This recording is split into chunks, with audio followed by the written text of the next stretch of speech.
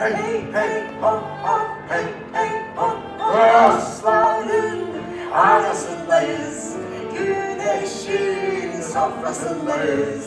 Dostların arasındayız, güneşin sofrasındayız. Ve hiçbir ağaç böyle harikulade bir yemiş vermemiş olacaktır. Ve en vaat edici bir yaz gecesi bile böyle sesler, böyle inanılmaz renklerle sabaha ermemiş olacaktır. Topraktan, ateşten ve denizden doğanların en mükemmeli doğacak bizden. Hey! Hey! Hop! Hop!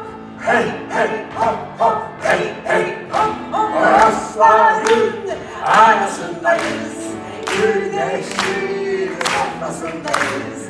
Dostların arasındayız, güneşin sofrasındayız.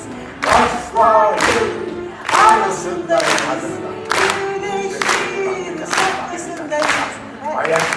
Ay'a gidilecek, daha da ötelere, Evet. teleskopların bile görmediği yere. Ama şu bizim dünyada ne zaman kimse aç kalmayacak? Ne zaman korkmayacak kimse kimseden, Ne zaman emretmeyecek kimse kimseye? ne zaman yermeyecek kimse kimseden, Ne zaman umudunu çalmayacak kimse kimsenin? ne zaman, Ne zaman? ne zaman, Ne zaman? dostların arasındayız, güneşin sofrasındayız. Dostların arasındayız, güneşin sofrasındayız.